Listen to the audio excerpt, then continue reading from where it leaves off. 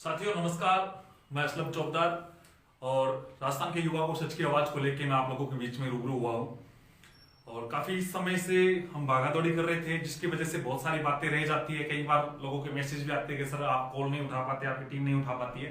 तो मैं आपको क्लियर कर देता हूँ, हम जो कोर्ट की जो भागा दौड़ी जो चल रही है उसी में मुख्य रूप से मैं लगा हूँ और उसी वजह से मैं थोड़ा सा प्रभावित हो रहा हूँ। जितने भी युवा साथी जो लाइव जुड़ रहे हैं उन सभी से मेरा अनुरोध है, मेरी आवाज एक बार आप लोगों तक सही पहुंच रही होगी मेरे हिसाब से।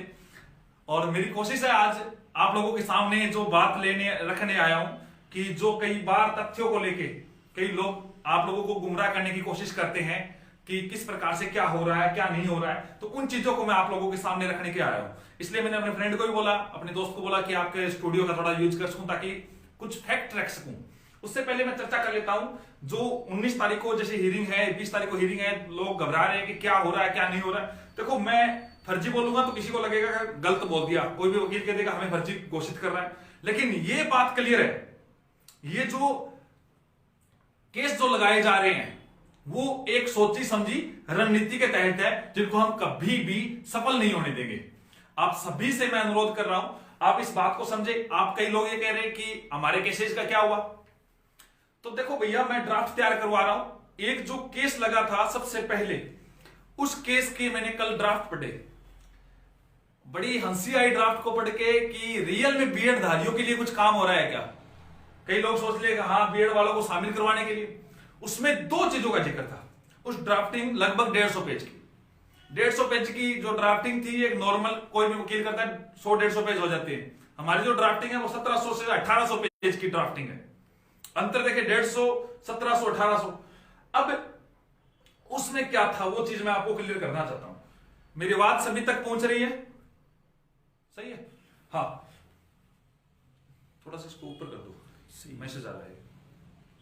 हाँ सही है, सही दिख रहा है। अच्छा देखो, उसमें दो चीजों का जिक्र है। पहला ये है आर्टिकल 14 और दूसरा है आर्टिकल 16 का उल्लंघन।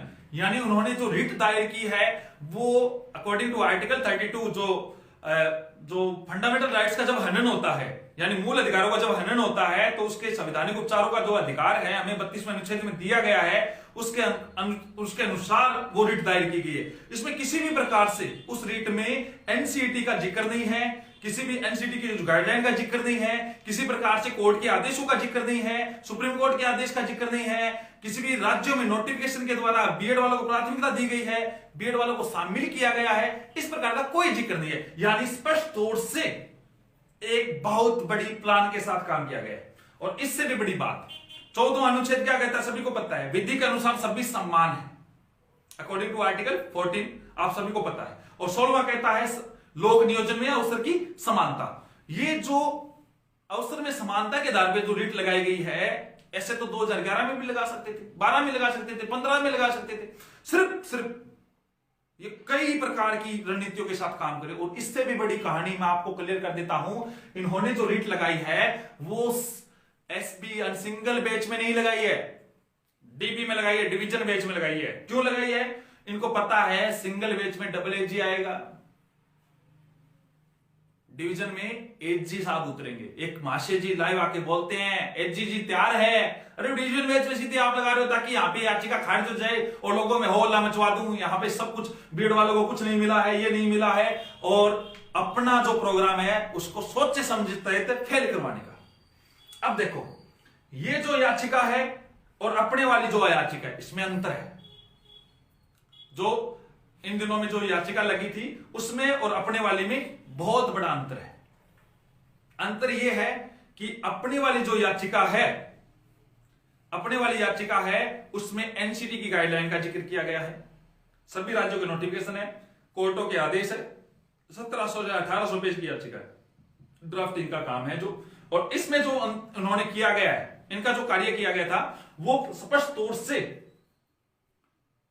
दो ही चीजों का जिक्र है, आर्टिकल 14 और आर्टिकल 16। अब मैं बात कर रहा हूं कि 19-20 को क्या हो सकता है। देखो, हो सकता है, हालांकि मैंने 3 एडवोकेट की टीम तैयार की है। पहला एडवोकेट हमारे लिए जोधपुर हाईकोर्ट के लिए कार्य करेगा, दूसरा एडवोकेट जयपुर हाईकोर्ट में कार्य कर रहा है, कई लोग कह रहे हैं आपका केस नहीं लगा, केस का नंबर क्या है? भैया केस की सारी ड्राफ्टिंग रात को मैं 1:30 बजे तक करवा रहा हूं, मैं खुद बैठा हूं और मैं इस चीज में लगा हूं। सारी ड्राफ्टिंग हम केस मजबूत लगाना चाह रहे हैं। वो जो लोग आप लोगों को गुमराह करने की कोशिश कर रहे हैं कि केस नहीं लगा क्या होगा, अरे उनका केस जिन्होंने जो भर्ती रोकवाने के लिए अलग अलग हथकंडे अपना रहे हैं वो अपना केस खारिज करवा ले चाहिए, हमें क्या फर्क पड़ता है? हमारा केस एनसीटी की गाइडलाइन के अकॉर्डिंग है। बीएड वालों का जो अधिकार छीना जा रहा है उसके खिलाफ है, फंडामेंटल राइट्स को लेके नहीं है।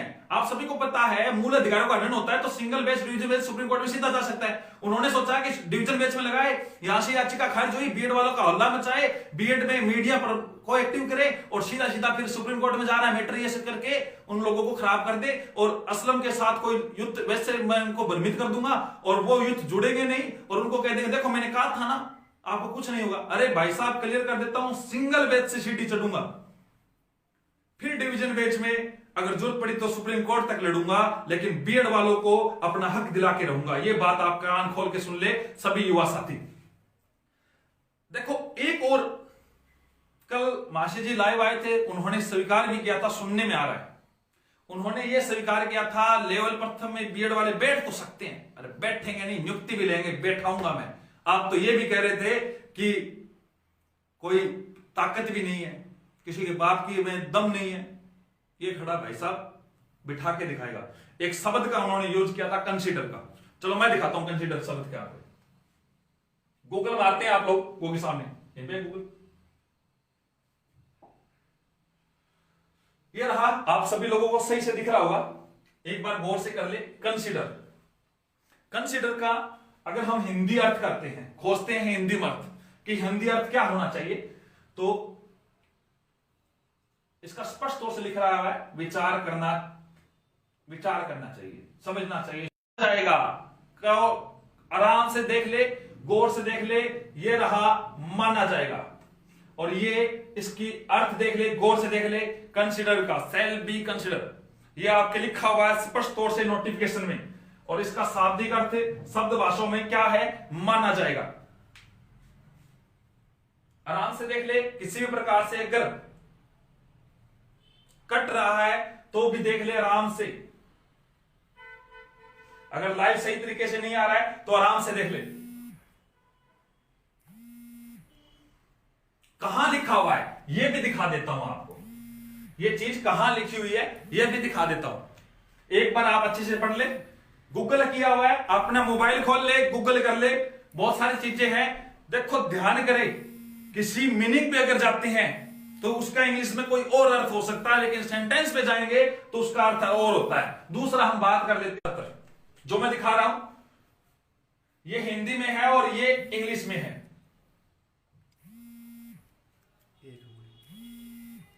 ये इंग्लिश में,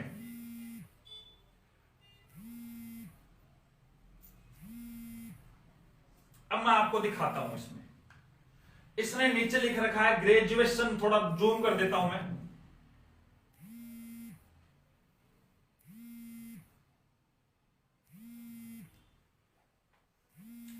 graduation with 50% marks and bachelor of education यानी बीएड। और वही शब्द जिसके बारे में लोग गुमराह हो रहे थे, जिनकी वजह से लोगों को गुमराह किया जा रहा था, शैल बी कंसिडर्ड, जिनका मैंने आपको क्या दिखाया था, शब्दार्थों में सेंटेंस को समझाया था। कहां से कंफ्यूज हो रहे थे? यहां से कंफ्यूज हो रहे थे भाई साहब सभी लोग हिंदी अर्थ में। हिंदी अर्थ में स्पष्ट तौर से लिख रखा था विचार किया जाएगा, जिससे क्या हुआ, लोग गुमराह हुए। कोर्ट में जब जजमेंट की बात आती है, हिंदी इंग्लिश की बात आती है, तो इंग्लिश को प्रेफर मिलेगा, इंग्लिश माना जाएगा। चलो आगे और बात करते हैं। अब ध्यान करें बात की। एक मैं आदेश आप लोगों को सामने कुछ आदेश भी दिखाऊंगा।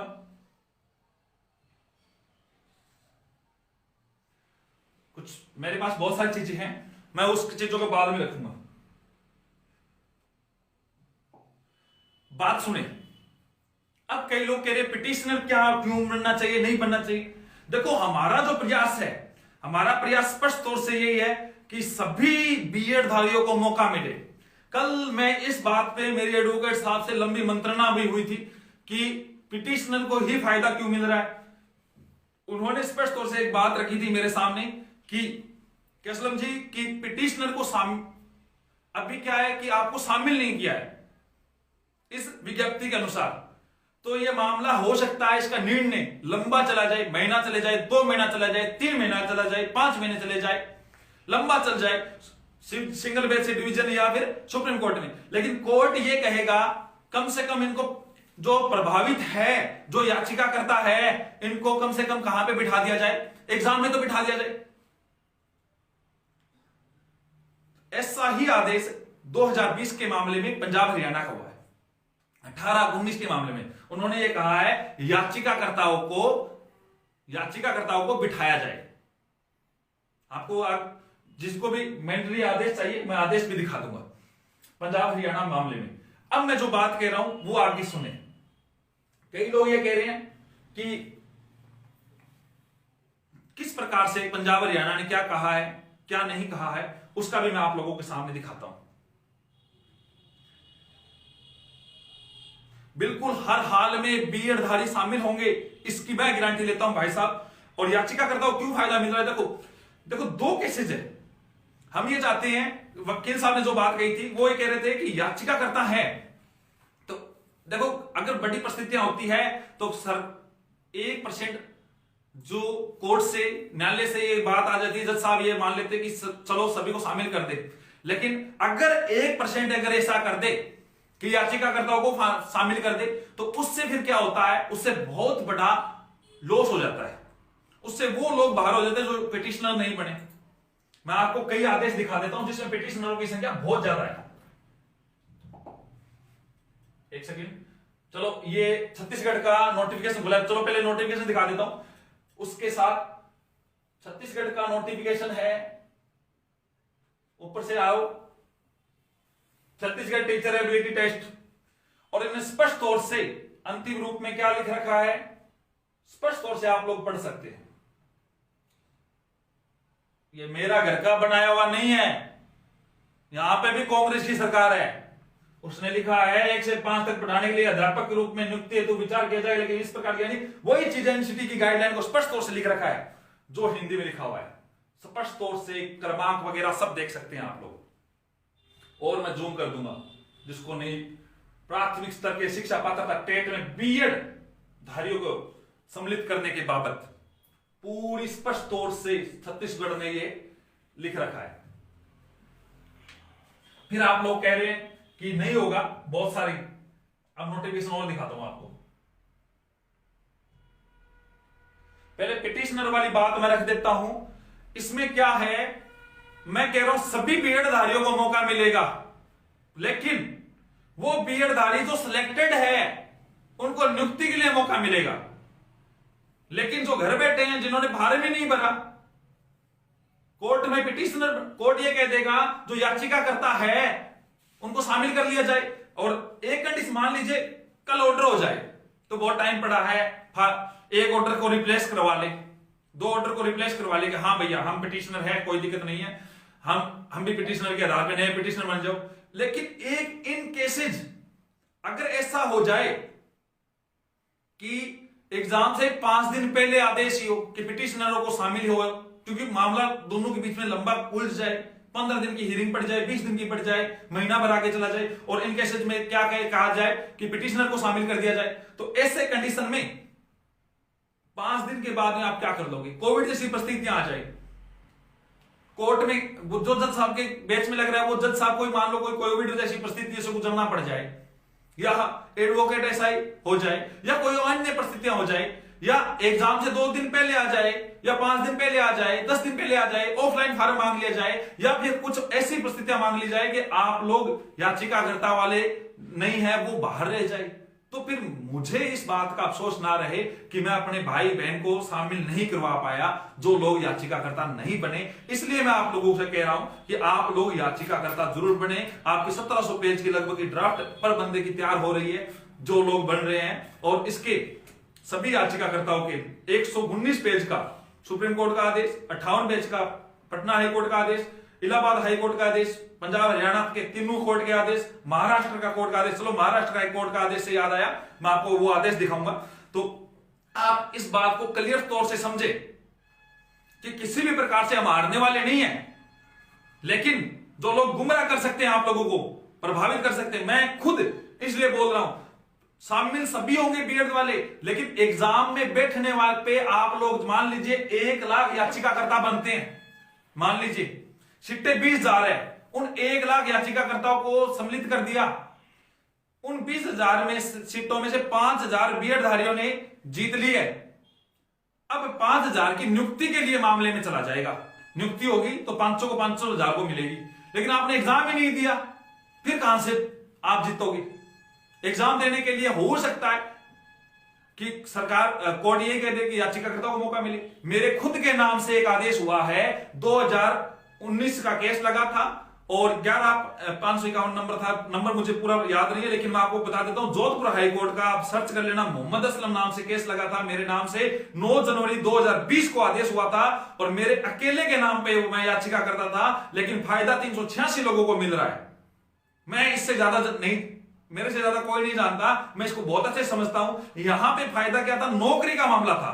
यहां पे पहले हम जो मामला कर रहे हैं, पहला हमारा प्रयास है पात्रता परीक्षा में बिठाने का, इसलिए उसमें एग्जाम में शामिल करवाने का। शामिल करवाने में तो 101%, कल चारों वकीलों से मेरी जब बात हुई थी, उन्होंने कहा था असलम बात ऐसी हो सकती है कि लगभग कोर्ट ये कहेगा याचिकाकर्ताओं को शामिल किया जाए।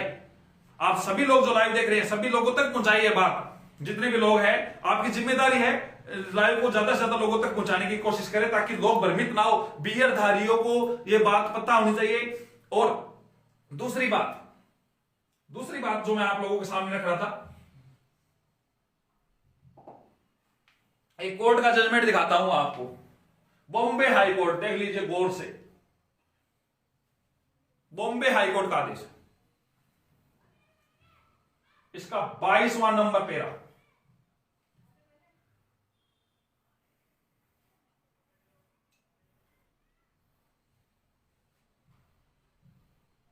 कितना नंबर? 19।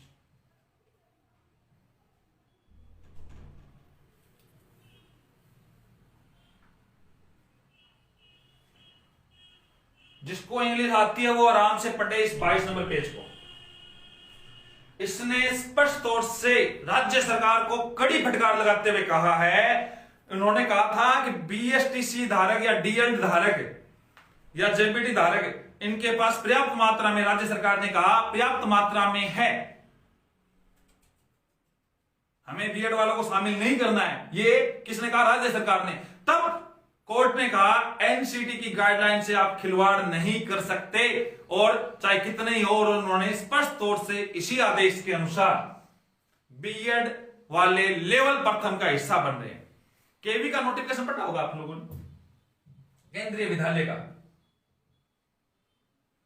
अरे केंद्रीय विद्यालय का यहां पे पढ़ा होगा, या तो आप भिजवा दूंगा मैं, आप उसमें वापस और डालो। केंद्रीय विद्यालय में नियुक्ति दी जा चुकी है, उत्तर प्रदेश के मामले में नियुक्ति दी जा चुकी है बीएड वालों में, और हरियाणा वाले में लोग एचटेट में बैठ चुके हैं, राजस्थान में रीट में बैठेंगे, मेरी गारंटी है। आप लोग याचिकाकर्ता जरूर बन जाए। एक बात और,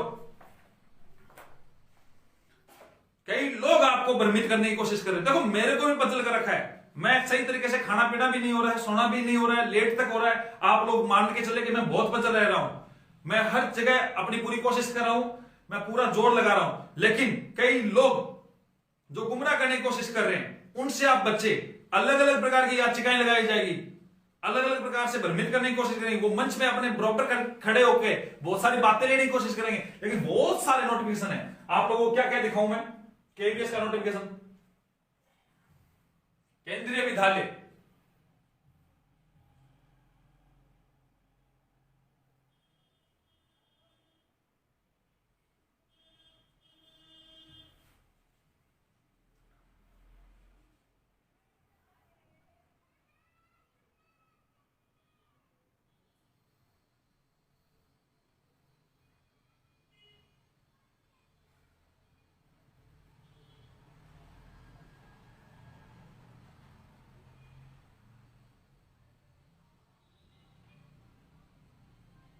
ये रहा बीएड का स्पष्ट नाम दे रखा है, बैचलर डिग्री 50%। और भी दिखा देता हूं, स्पष्ट तौर से बीएड का नाम दे रखा है।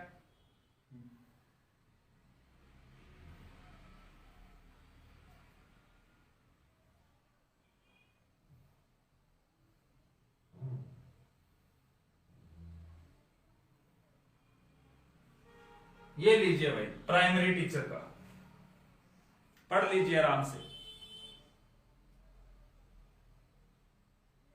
आराम से पढ़ लीजिए। Bachelor of education BEd primary teacher का स्पष्ट तौर से एलिजिबल बना है। केवीएस में नियुक्ति दी जा चुकी है, मेरे 3 जानकार नियुक्ति दे चुके हैं, जिसका अपन कोर्ट में भी जिक्र कर रहे हैं। हालांकि बहुत सारी बातें हैं वो लाइव नहीं बोलनी चाहिए आप सभी लोगों को, और कई लोग आ जाते हैं लाइव आके। और कल तो श्रीमान जी वो भी जो बार बार कह रहे थे छाती ठोक के, सीना ठोक के, फलाना ठोक के, क्या क्या ठोक के, वो भी स्वीकार कर रहे हैं। कल के सुनने में आ रहा है कि बैठ तो सकते हैं, बैठेंगे, नियुक्ति भी लेंगे, बेशर्ते आप प्रभावित ना हो। युवा, मैं जो आपके सामने बात रख रहा हूं, इनके अलावा मेरे जो मित्र मंडल है वो बात कर रहे हैं। और सबसे बड़ी बात, मेरी जो कोर टीम है वो अब इस मामले में उलझी हुई है, कई बातों का रिप्लाई नहीं कर पाते हैं, फिर भी हम पूरी कोशिश कर रहे हैं आप लोगों के सामने अपनी बात रखने की। तो आप लोग ये मत सोचे कि कहीं नहीं होगा और नहीं होगा। तो आप सभी लोग जी जान से जुट जाए, कोई भी बात को टेंशन ना रखे। और नोटिफिकेशन बहुत सारे हैं मेरे पास, 58 पीडीएफ है। हालांकि अभी मेरे मित्र के जहां पे आया हूं वहां से आप लोगों को दिखाता हूं कि मैंने उनको क्या भेजा है। ये दिख रहा है क्या इनको? थोड़ा सा मैं आपको मेरे मित्र का नाम आपको क्यों दिखाऊंगा, एक बार कहीं आप लोग कह दोगे उनको फोन कर। ये 58 पीडीएफ है, मैं इनको भेज चुका हूं। इसमें हर प्रकार के नोटिफिकेशन है। और करीब से आप देखें,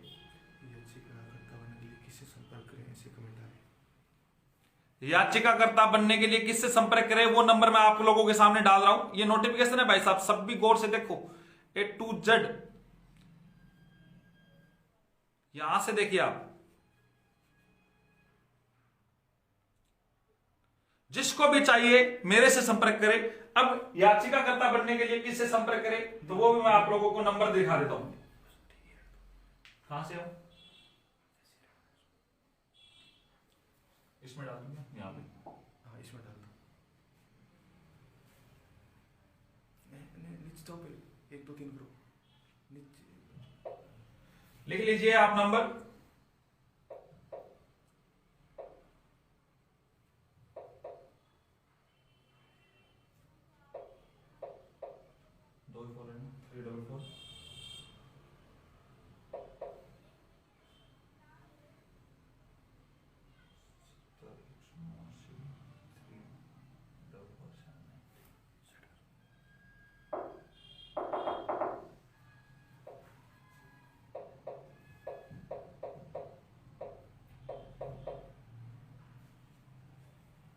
बड़ा हो सकता नहीं, क्या होगा, कहां चला गया? बढ़ा दे दो इनको, ये शो नहीं होगा। रुको 1 मिनट, एक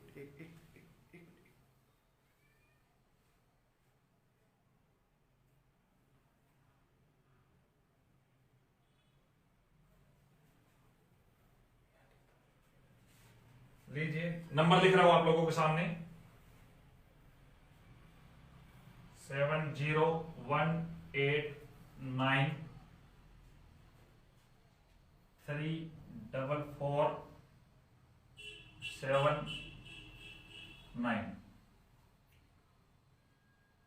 70189 ये सुनील जी है, सुनील जी चौधरी। नंबर आप करीब से देख ले। दूसरा नंबर और लिख रहा हूं मैं, इसको क्लियर कर दो, एक सेकेंड।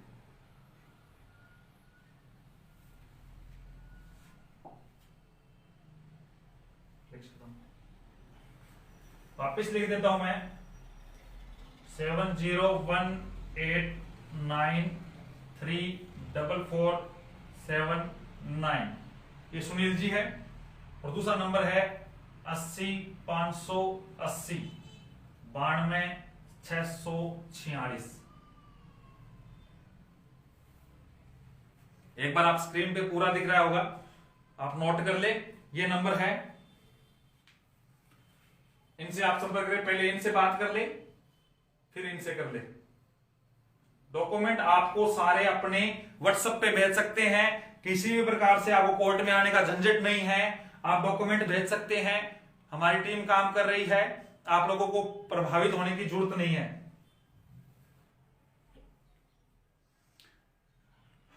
आप डॉक्यूमेंट भेज दें व्हाट्सएप पे नंबर, ये नंबर व्हाट्सएप है।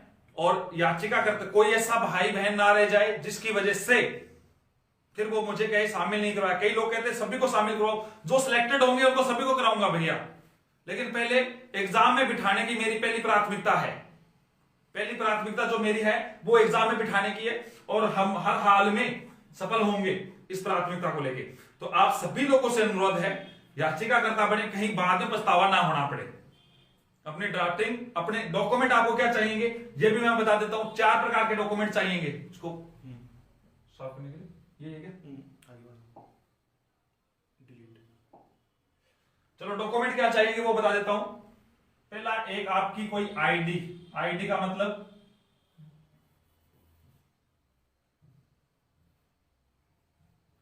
मान लो आधार कार्ड,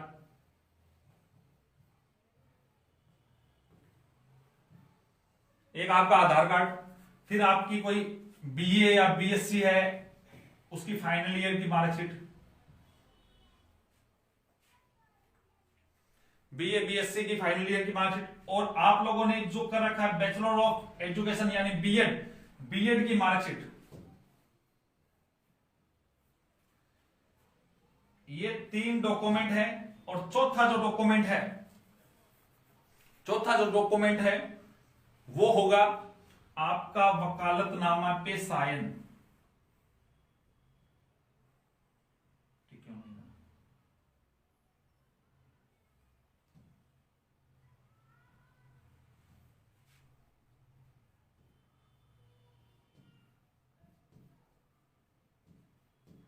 वकालतनामा पे हस्ताक्षर, ये 4 डॉक्यूमेंट है। अब कई लोगों को लगता है वकालतनामा कहां से ले, कुछ बहने को लगता है कि हम कहां से लेके आए, भाई वकालत के नाम से भी डर लगता है, वकीलों के नाम से डर लगता है। वकालतनामे का मतलब आपको वकालतनामा मिल जाएगा 1 रुपए या 2 रुपए में, आपको कहीं भी फोटोकॉपी वाली दुकान पे या कोर्ट कचहरी के बाहर मिल जाएगा। वो लेना है, जहां पे वकील लिखा हुआ है वो खाली छोड़ना है, जहां पे क्लाइंट लिखा हुआ है वहां पे आपको साइन करके आप पूछ लेना इन 2 नंबरों से, जो पहले नंबर दिए थे उनसे पूछ के आप वो हमें भेज दे। बहुत बार देखो 24 घंटे मिलते हैं हमें दिन में, और सबसे बड़ी बात यह है कि पूरे दिन फोन आते रहते हैं। आपको लगता है कि सर हमारा फोन नहीं उठाया, अभी मैंने 2 नंबर जारी किए हैं, वो टीम पूरा फोन उठा रही है, पूरा प्रॉपर जवाब देने की कोशिश कर रही है।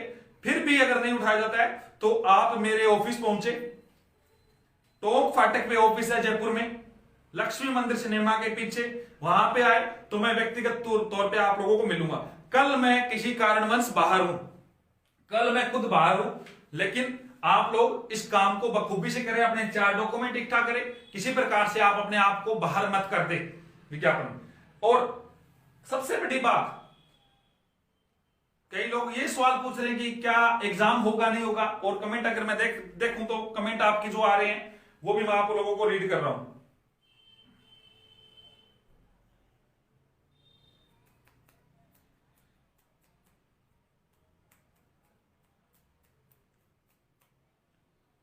बिल्कुल हर हाल में जो भी जितने भी युवा साथी है वो जुड़े, सभी युवाओं को बोले।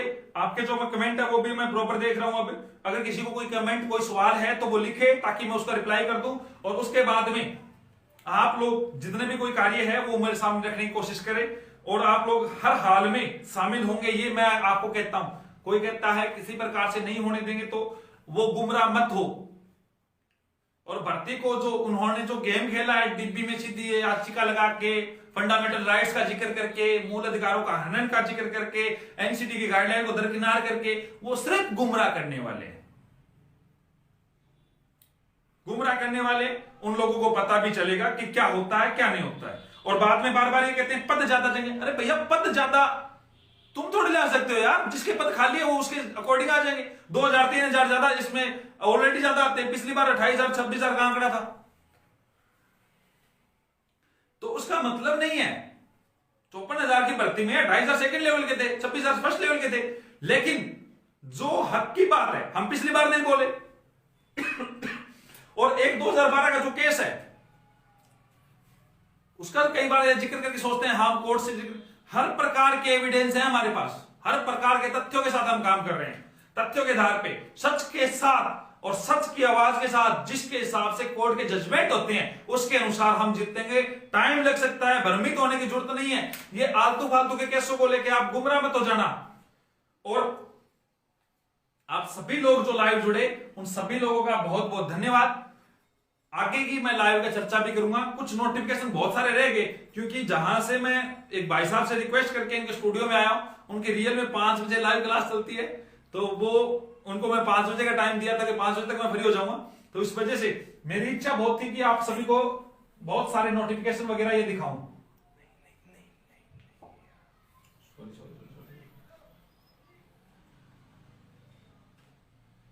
लेकिन अगली बार पूरी तैयारी के साथ आपको सारे नोटिफिकेशन दिखाने की मैं कोशिश करूंगा। इसमें नहीं है क्या? चलो बहुत बहुत धन्यवाद, आप सभी लोग जुड़े।